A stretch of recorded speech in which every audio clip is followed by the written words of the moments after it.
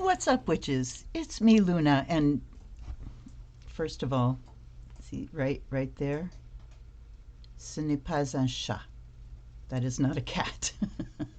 That is some leftover fur from my daughter's cosplay costume from over the weekend. Anyway, it's me, Luna. I am here on a snowy December 11th, 2 weeks before Christmas, with an unboxing for a deck that came from my patrons. And the first thing I want to do is to say thank you so much to my wonderful loyal patrons, to Beck and Laura and Roxanne and Catherine and Tavia and Govinda and Thea. I thank you so very much for your support through my ups and downs through the year. You don't know what it means to me, and it's because of that support that I have a deck to unbox. So it is the Yuletide Tarot. Yeah, I'm so happy to get this. Art by Erin O'Leary Brown, text by Christopher Hughes. So when they do things like this, it tells me that the concept, you know, the writing, Christopher Hughes, and then we have employed an artist to do the imagery. Look how beautiful. I love kind of the brown paper look, the old-fashioned Yule look to it. Includes 78 card deck and 312 page full color guidebook. This is a Llewellyn deck. Hope, warmth, and tarot cheer for the most wonderful time of the year. Keep the childlike wonder of midwinter burning brightly with the help of this festive deck, featuring reimagined suits of candles, wands, good cheer, cups, canes, swords, and gifts, pentacles. The Yuletide Tarot honors this spiritual time of year while remaining true to Rider-Waite-Smith's style. Best-selling author Christopher Hughes' guidebook presents detailed descriptions of each card's keywords, meanings, and holiday lore, as well as 5 unique midwinter spreads that will deepen your connection to this magical season. So we know that being a Llewellyn big box deck, it's going to have big color images. On the shortest day and the longest night, my gift to you is the warmth of light. And the book is titled The Magic of Midwinter. So, you know, interestingly, the Llewellyn big box decks tend to have a different title on the book than the title of the deck, which is strange and interesting. From Christopher Hughes, art by Erin O'Leary Brown is what that says. A guide to the Yuletide Tarot. And I'm always interested to see, wait, let me get the deck up. Of course, it's been deplasticked. But I'm interested to see if the blurb on the back of the book is the same. And it's not. Recapture the joy and wisdom of this enchanted season by learning to see each card through childlike eyes. Best-selling author Christopher Hughes helps you navigate the Yuletide Tarot. Okay, totally different. Encouraging you to explore seasonal energies and find guidance in Erin O'Leary Brown's unforgettable illustrations. This deck has cleverly adapted Rider-Waite-Smith's suits to merry midwinter themes, candles, good cheer, canes, and gifts. In addition to tarot basics and thoughtful interpretations of each card, this guidebook features 5 new spreads that embody the holiday spirit. Through captivating stories and deep insight, Yuletide Tarot fills you with warmth as you gain new perspective and unwrap the answers you seek. So interesting that they have 2 different blurbs. It's kind of nice. All right. I like the, you know, on the book you see the string wrapping around, so it looks like things are gift wrapped. Very nice. All right.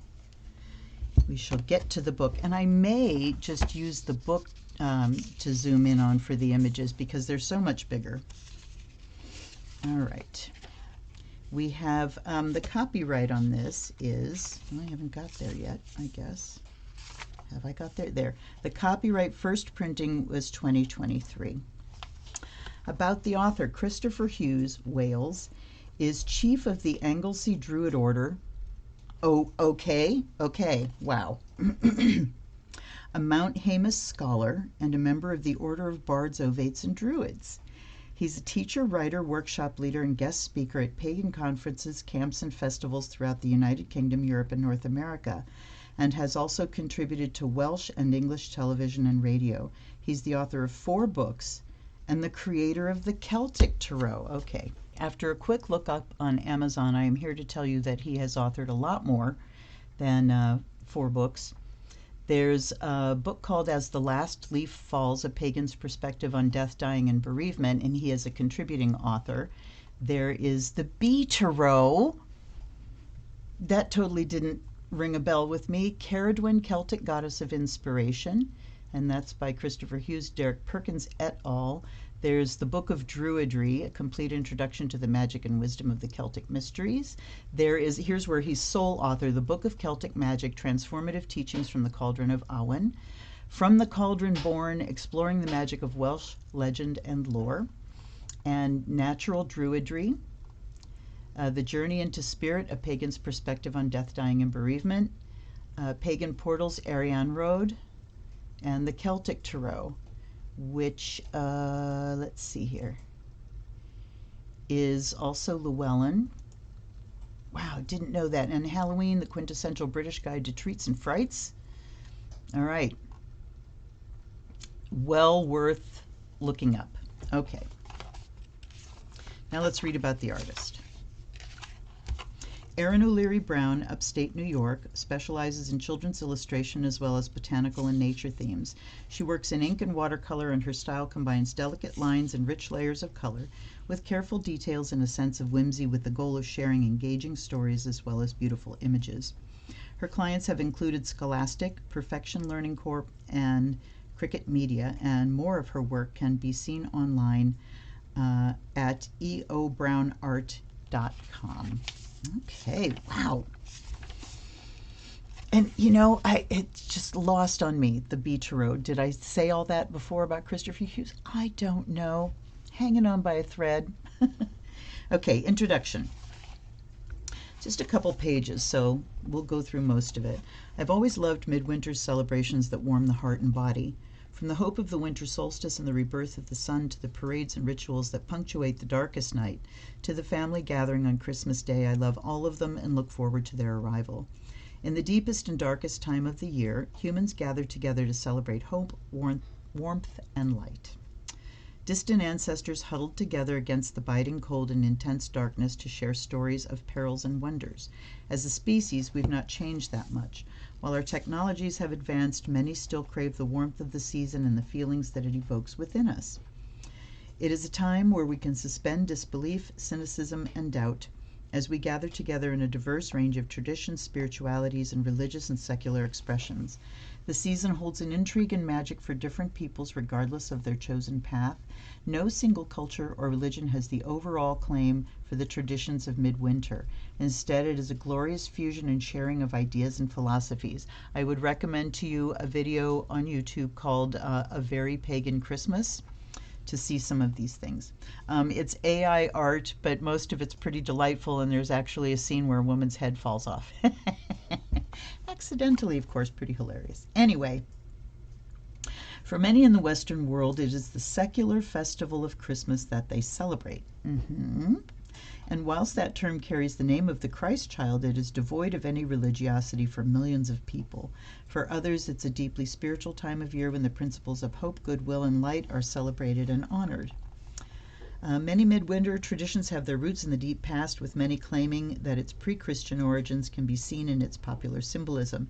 It's a festival that's reinvented itself over and over for countless generations, and with each new generation it changes again. Think Elf on the Shelf, like.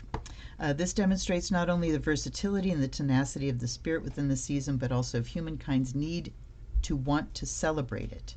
Its need to want to celebrate it.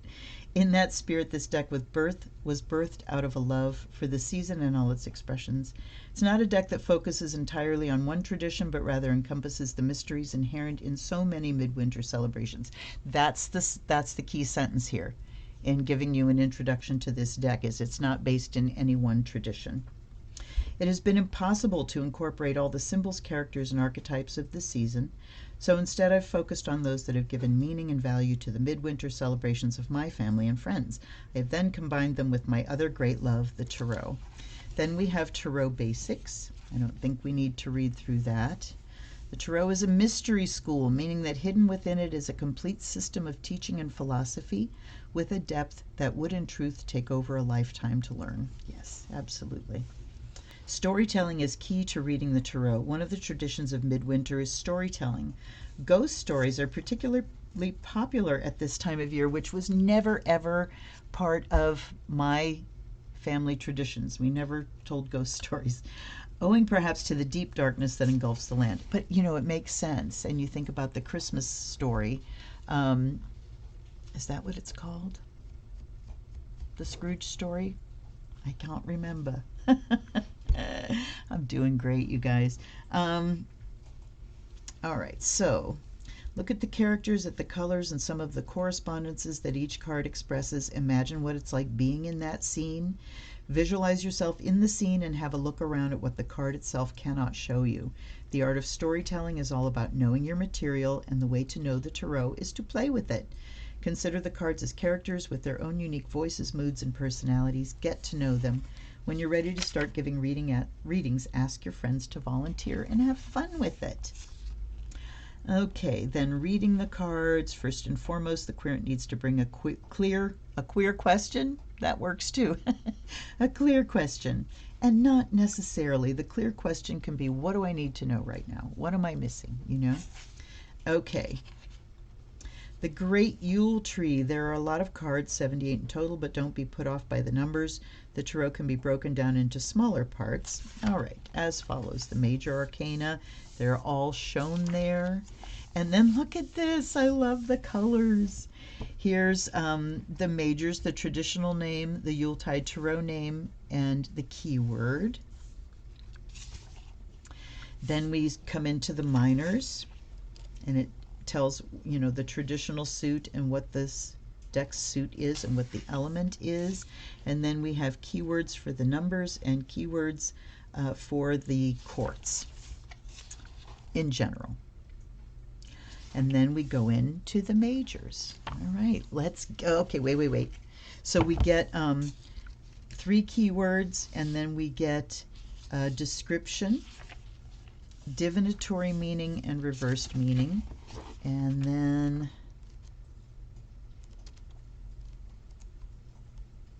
we get to the minors, and oh, the aces. Okay, so we do all of the aces and then all of the twos, etc., through the court cards. And when we get to the end of the courts, we have spreads. Yes. There's a Yule tree spread,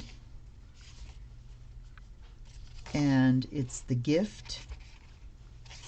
The old cracked bauble, what challenged me. Okay, so the gift is last year's achievements wrapped in a bow. Old cracked bauble, what challenged me or was not fully realized. The glitter ball is what can I learn from recognizing the cracks. Gingerbread men, what will sustain and nourish me next year. Christmas fairy, how can I be the sparkliest version of myself. Ancient school decoration, what should I change or discard. Old Krampus bell, what are my anxieties for the coming year. And treetop star, this is how I will shine next year. That's lovely. But it's a little too personal, so I'll probably do my general spread. The 12 Days of Yule spread. So it starts on Solstice Eve, the 20th, and goes through to New Year's Eve, and it's what challenges me, what is rebirthed in me, what are my true talents, what is it that renews me, what guides me, my gift to the world is, what should I change, my fears are, my hopes are, my blessings are, what nourishes me, and what are my opportunities. Then we have the Darkest Night spread. What is it that no longer serves me? Whoops. I think I just splooted the cards out here. Ooh, I did. Okay. I might have to do a rearrange before I can... Crap. Okay, well, we'll rearrange them before I go through them. Oh. Or I could just use the book. All right, so Darkest Night spread. What is it that no longer serves me? What's hiding in my darkness to be dealt with? What's the nature of my shadow? What's the nature of my light? How do I use my light? 3 Ghost spread. The Scrooge. The Ghost of Christmas Past, Christmas Present, Yet to Come, and Tiny Tim, and then the list. So I'm going to leave those for you to discover. Let's get to the deck. I have decided to use the book instead of the cards because I don't have to zoom in as much, and you can get a clearer image. Plus, I don't have to look things up. You know, if I find one that's like, oh, let's look that up, I don't have to mess with the book. All right, so let's start off with the child. Here's the Fool. And we see this child in anticipation, waiting for Santa to drop down that chimney. There's the Magus, the Magus. I always go back and forth as to how that would be pronounced. And look at the artwork is delicate, it's beautiful, it's watercolor with beautiful delicate outlines, lots of detail. So he's out here harvesting the mistletoe. And we can see here the Magus takes the ethereal forces of the child in motion and begins to build the structures required to hold and house the child's experience. A process of organizing oneself within the structure of the universe and of acknowledging how the subtle forces of the universe coalesce from on high to make manifest the physical world we inhabit. We understand this by the function of the Magus, who here, in his guise of the wise old druid, is cutting the mistletoe, the all-heal, from the branches of the world tree. So the writing is detailed and very good. And the high priestess is Mari Llwyd. Okay, so this is a Welsh tradition where this skeleton horse comes and there's basically a rap battle. There's like a poetry battle of the horse asking to be let in and the person telling them why they can't. And here's the Empress, the Matrona. So we can see that all of the majors have been renamed so far. The Holly King is the Emperor. I hope this isn't distracting. I don't want to block the images. Sinterklaas is the Hierophant. And mistletoe is the lovers. Look how wonderful. And look at, I love when artists do a change in perspective or a change in view. And it looks like, you see this hand coming down. It's like our hand, but we're seeing them from up in the tree. And we have a variety of skin tone. Here's the Chariot. So that one is named, has not been changed. Strength.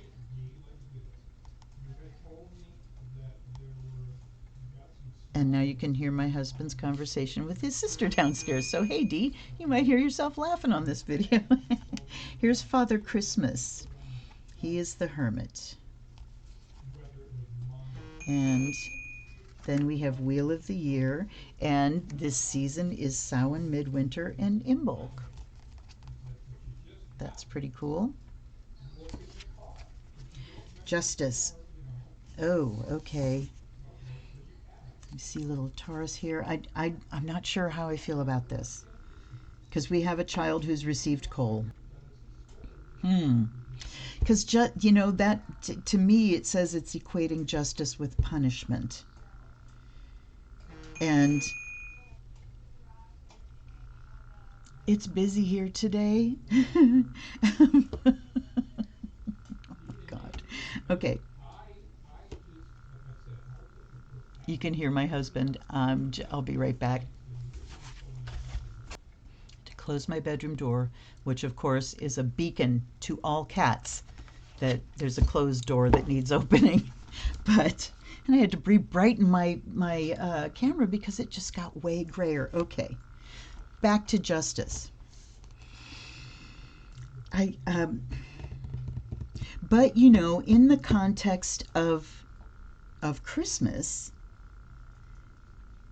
it makes sense that, and it really is about consequences. Justice is karma, and karma is neutral. It doesn't discriminate, it doesn't favor, it's just cause and effect. So I guess, you know, thinking about how would you illustrate that, I guess this works. Okay. Whatever you cast into the ocean, however transformed, whatever you cast into the ocean, however transformed, will eventually return on the tide. Our actions have consequences, and whilst there is often a karmic element in many depictions of the Justice card, here we see its apparent effect. A child kneels before a roaring fire. Piles of wood lie nearby, and a room has a festive glow about it. What should be a jovial and happy environment is tarnished by the gift of coal, a common symbol of justice during the winter holidays. Okay. For many children, the function of get what you deserve has been eradicated from many family traditions. Here we see the results of the misdemeanors of the child as he encounters retribution and rebuke for his actions. What we express outwardly will ultimately be reflected inwardly. Okay, interesting. Interesting. Okay. And this is just a side note here. A lot of people are changing their traditions, and we did this just because it's what made sense to me with our kids, that we didn't have a lot of money when they were growing up. And so we told them, you know, the things that Santa brought were like the Play-Doh, the new crayons, some puzzles, you know, just the more general toys. And the more expensive stuff, parents brought those. You know, we brought those because I wanted my children to have an idea that, yeah, we're doing this for you. So anyway, onward. The Hanged Man is the Hanged Man. Freezing his little thingies off there. Look at all the fruit on that tree. Different kinds of fruit. There's lemons and pears and apples and peaches. Interesting. Here's Death. Death is Death, the Rose and Crown. I don't know what that's a reference to. A Christmas Carol. All right. I thought it might be Christmas Carol. That's it, not a Christmas story. Here's Balance for Temperance. Look at the time. Look at the clocks going. Wow. The fickleness of time, it says. Here's the Krampus for the devil. Perfect. Absolutely perfect. I'm sorry I'm getting my fingers in the way here. Here's the Tower is the lightning tree. Cloaked figures run in fear for their lives as lightning strikes the Yule tree. Wow. The Star. And then we see little characters. There's the Mari Lwyd. We see things from other cards. Here's the Moon. Okay, it's not a window, it's a picture frame. But isn't it beautiful? And look at the dogs here in the columns. Yeah, so we do see the reflection of the Waite-Smith. Here's the sun. A freezing ass cold picnic. The List is Judgment. Ah, that's perfect. But Redemption, Rebirth. This card has much in common with that of the Moon and the World, for these three cards represent the apparent consciousness of the personality and the forces at play therein. Here we are faced with the dilemma of behavior that humans so often face in its striking polarity, which leaves little room for maneuver and self-expression. All right, I'm not going to read more. Here's the World. The child has arrived at the final card of the major arcana.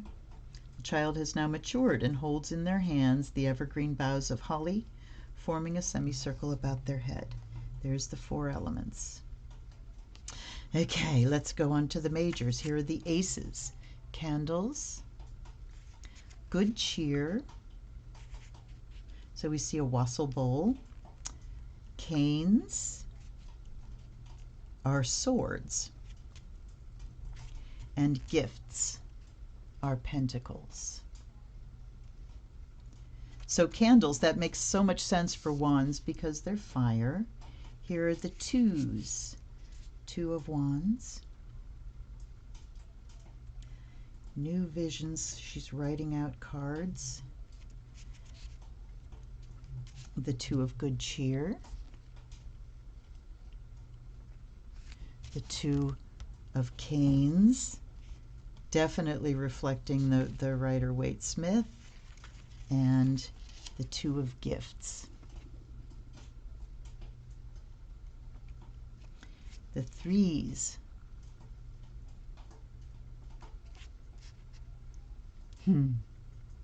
They're so very appropriate. Look at the Three of Canes stabbing a mushroom. So the mushrooms are kind of a trendy bit, not traditionally Yuletide, but that reads for sure. And then we have the Three of Gifts. The Four of Candles. I like the Advent wreath. It's just perfect. There's so much to relate to. The Four of Good Cheer. Wow.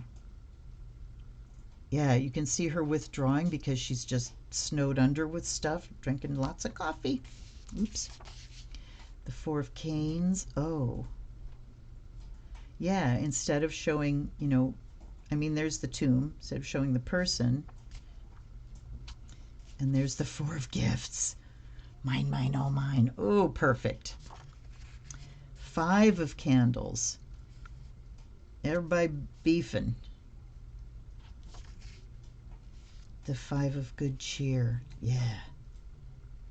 What's there to be cheery about? Okay, wait.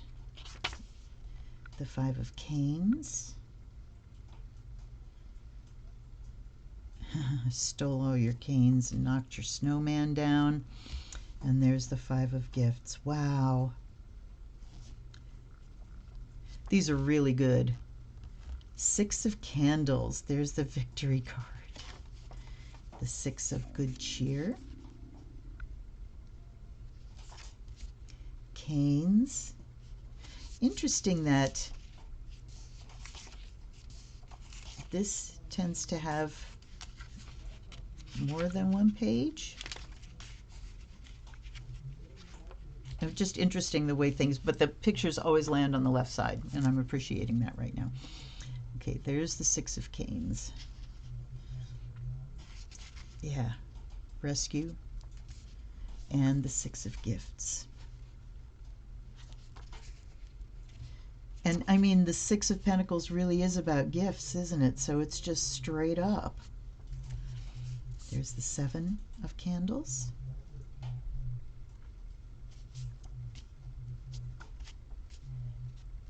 The Seven of Good Cheer. We have a gingerbread man, the sun, some cinnamon, holly, mistletoe, pine, and I'm not sure what those are. Nuts, candy?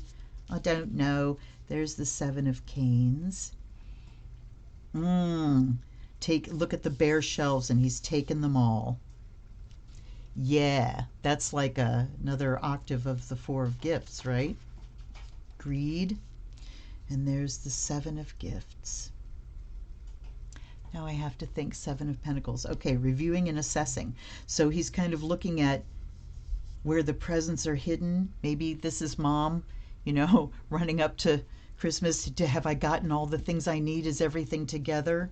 What have I missed? That's awesome. Here's the Eight of Candles. Look at the wind blowing. The Eight of Good Cheer. I have to think.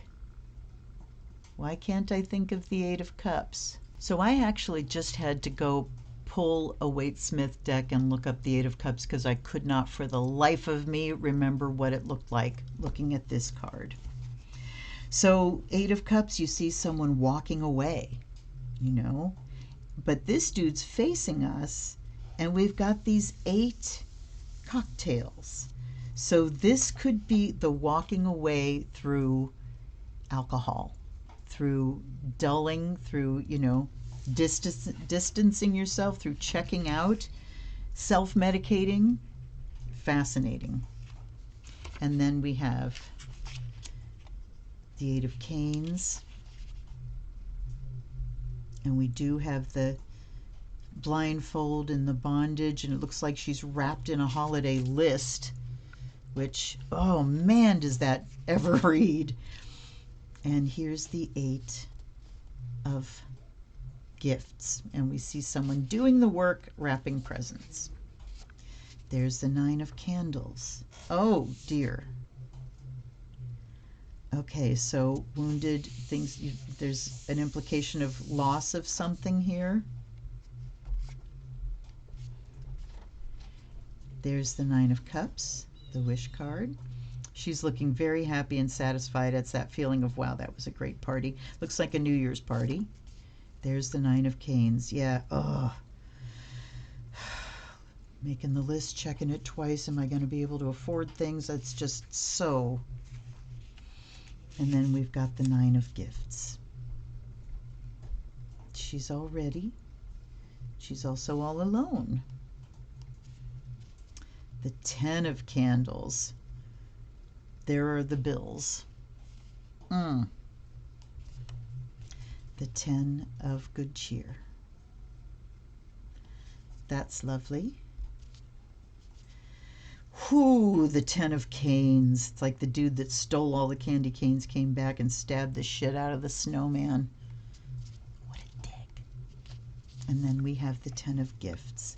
Yes, it's so good. And then we've got court cards. We have fire, water, air, earth, fire, water, air, earth.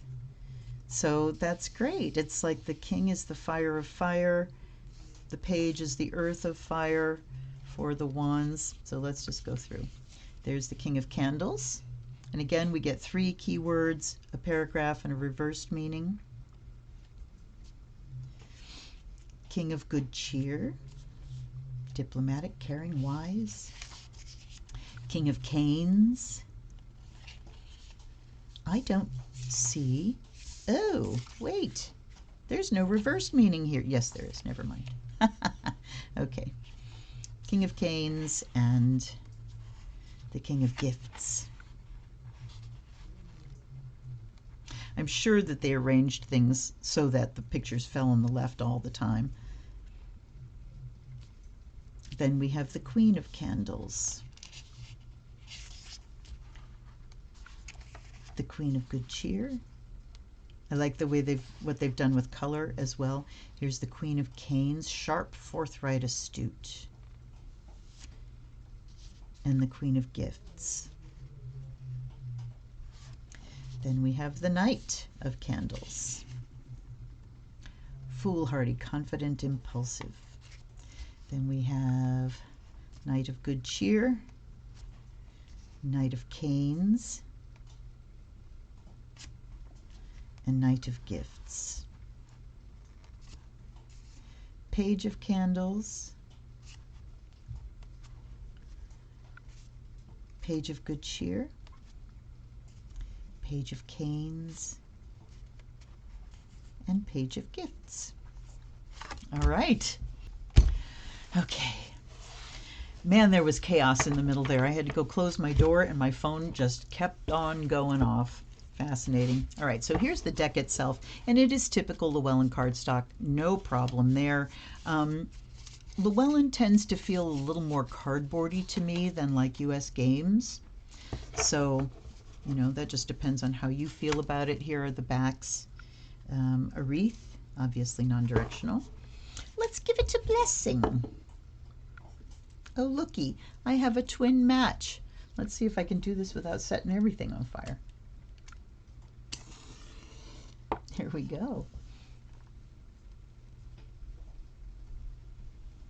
You know, just to light the Yule fire on my desk. All right, that's enough. By air and fire, may you be purified and charged.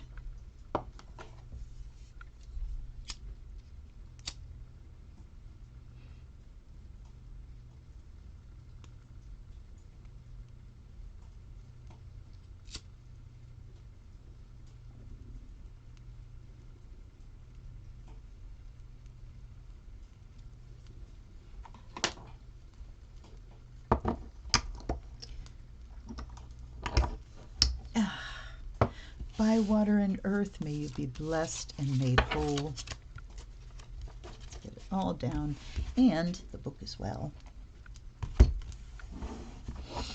And by the sound of the bell, May the spirit awaken. And this is also a blessing sent to the author and the artist for all of their wonderful hard work. Guides and guardians, allies and ancestors, thank you for being here with me. Help me to deliver a beautiful Yule message to everyone that will resonate with them for this season. Oh, I offer you fresh water. I offer you the fire of Azrael so that the spirit of divination can awaken. Let me scooch this down a little bit. There we go. All right. Soufflez les cartes. Again, no problem whatsoever. This doesn't feel like a deck that's going to shuffle differently face up, so I'm not even going to do it because it's just fine. Although I do want to edge it. And I'm thinking, I think what I might do is like take half the deck and edge it in red and the other half in green. I think that would be fun. I hope I have a red enough pen to do it with because the, wait a minute. I actually have this here. The red, that might be red enough. Yeah, the red in the pens that I'm using lately tends to be a little orangey. But look at how they're bowing. So like I said, this cardstock is a little more cardboardy. When you shuffle a US Games deck or even a Los Scarabeo deck, there is no bowing of the cards at all. And they still are kind of bowed, so yeah, no. All right. Let's just do our regular 6 card. What do my viewers need to know, most especially my patrons? I decided to shuffle some more. I was going to take that little chunk that fell off the top and go, but there were too many consecutive cards. So I'm doing a couple more riffles. And then we will cut. Okay.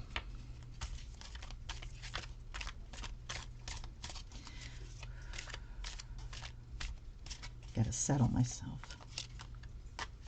All right.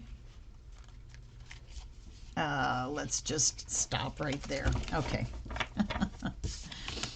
Now, 8 of Gifts. I'm going to put that upside down because that's the way it came up. The Knight of Gifts. The Knight of Good Cheer. We still have consecutives. The Queen of Gifts. The 10 of Good Cheer. And the 2 of Gifts. All right, so we have gifts and good cheer, and that's it. And those were shuffled, you guys. So I'm just going to go with it. All right, now let's just look at them as they are. So the 8 of Gifts talks about skills, talks about actually doing the work, getting tools in your hands, doing the hands-on work.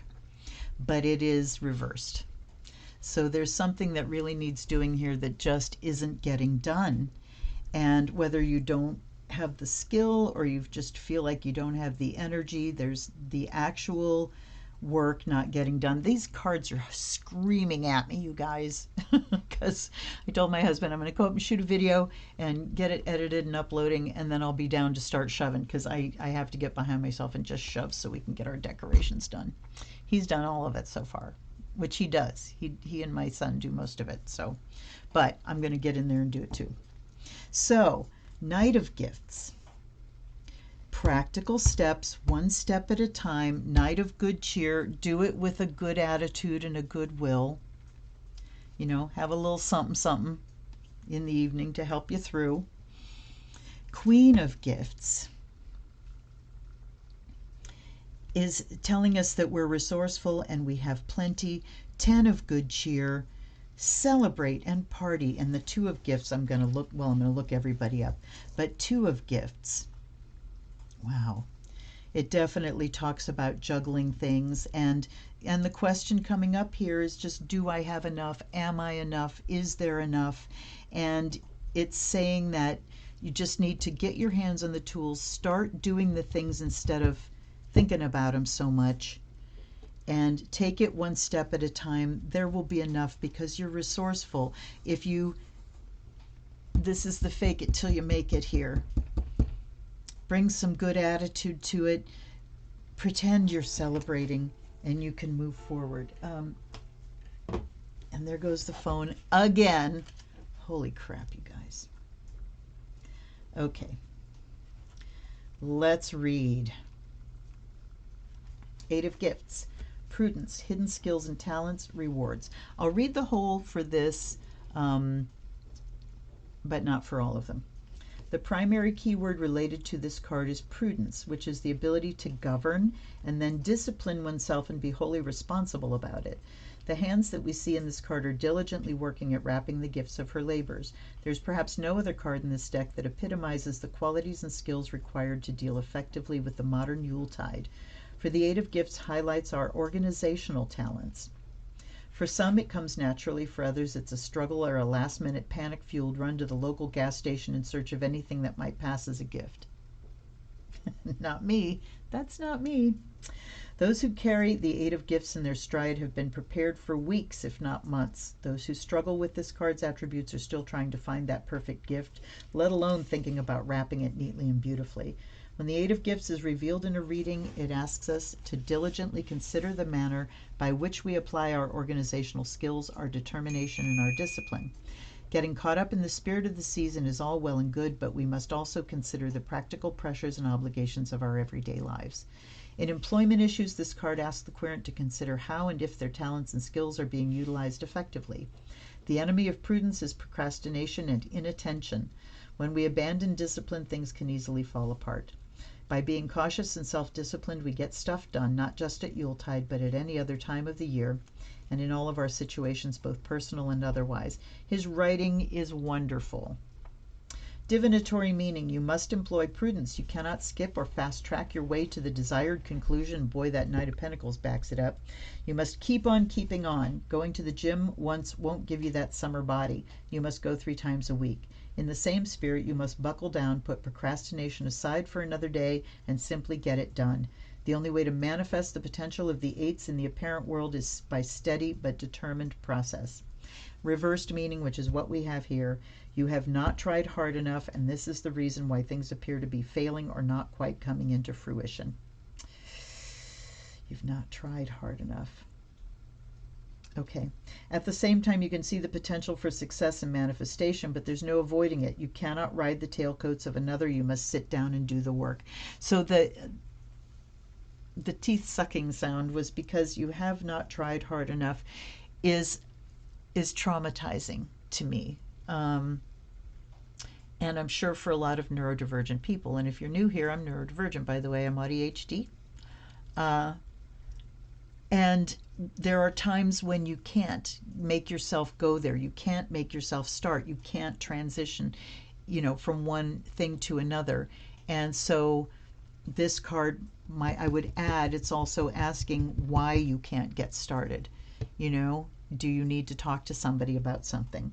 But I do understand that it's just about procrastination and how's it going to get done? Well, it's going to get done by you picking the things up and doing them. Okay. The Knight of Pentacles. Knight of Gifts, sorry.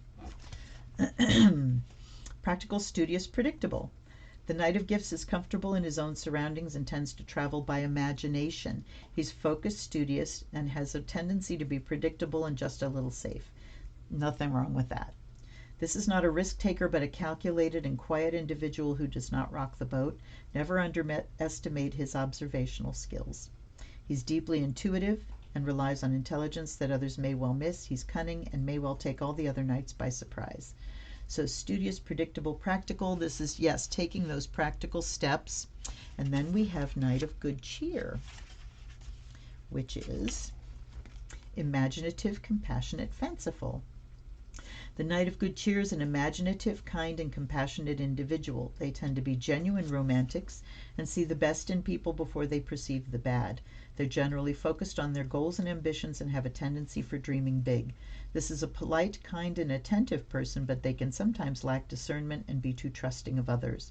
Their dreams usually match the scope of their imagination.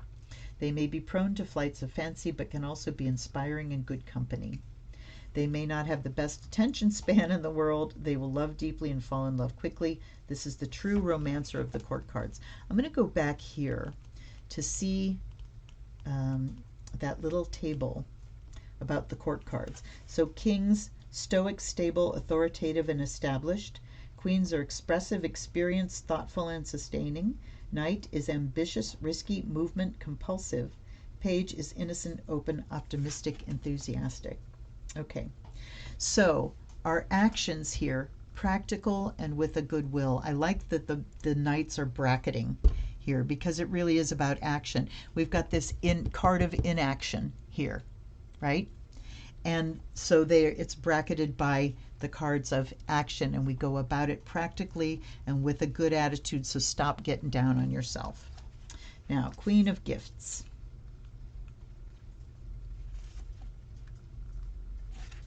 Pragmatic, protecting, and parental. This attractive, magnetic individual gives much of themselves. They're incredibly practical and pragmatic, and they often exude a sexual magnetism that people find irresistible. They have an impeccable sense of style and taste and love to lavish their loved ones with elaborate gifts. They're generous with their time and their affections. They're a nurturing, protecting, parental influence who has an acute awareness of what others may need. This individual uses their knowledge and life experiences to express wisdom that others respect. So I want to say here, because they're talking about elaborate gifts, but I want to say here this is kind of just the spirit of gifting, of caring, you know, of having someone in your home, and when you give them a gift, maybe it's not, you know, the big grand thing that you wanted, but if you give it with that loving heart and no excuses and no qualification, this comes from my love of you, that's the spirit. And then we have the 10 of good cheer. I mean, this is really an encouraging thing, and it really, the overall message here is not to let the work that needs to be done get you down to the point where you don't do the work. We do it, we get back in that Christmas spirit, and what do we end up with? If we go about it practically and with a good will and with the spirit of gifting, then we get the good cheer here. Reunion, domestic bliss, harmony, family. I'm going to just read the divinatory meaning. You can be assured that your relationships will blossom and that this card is a sure sign your domestic situation will be content and blissful. This is an immensely happy card. Your dreams have been fulfilled and you can rest in the sanctuary of your home and family life. There's a deep affection available to you, but it must be reciprocal for the condition of the 10 of good cheer to persist. Reciprocal. If you need the love from the people around you, start loving them. Yeah. Okay. I'm going to liken that to a relationship with a cat. So if you get a new cat, and it's like, okay, this is my cat, and this cat's going to love me, and we're going to have a great relationship, and then you just sort of wait for that cat to love you, it's not going to happen. It has to happen by you loving that cat. And by loving that cat, you create the trust and you create the love that's then going to come back to you, because that cat will then love you. Yes, it's true. Okay, 2 of gifts. Juggling act, learning from relationships, adaptability. Since this is the last card, I'm going to read the whole thing. This is a scene that may remind you of dark winter streets with twinkling lights reflecting on snowy pavements, store windows full of delights, and the promise of the perfect Yuletide. For some, it might cause your blood to run cold at the thought of that last-minute dash on Christmas Eve or the panic purchase at the corner shop. The Yuletide streets express a frantic nature of people lost in their own world of busyness, not necessarily aware of what's happening around them, intent only on getting that gift. The season itself is a balancing act, but look to the countenance of the man bearing the gifts. The lesson of this card is in his calm features. Do not attempt to do everything all at once. Stop and enjoy the magic of the season and attempt to put aside its obligatory illusions. All right. Divinatory meaning: you might appear on the surface like a calm swan flittering over a winter lake.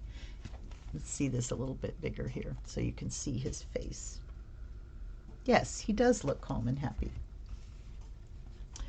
And yet beneath the surface, your feet are flapping at 100 miles an hour. Slow down. You have taken too much on, and you're in danger of not seeing the forest for the trees, not capturing the true meaning of the suit of gifts, which is to give of your time and your affections. There is someone out there who would much rather have your company for an hour than that expensive bottle of gin you thought of getting them. Maybe get them a not so expensive bottle of gin and hang out and have a cocktail with them, you know?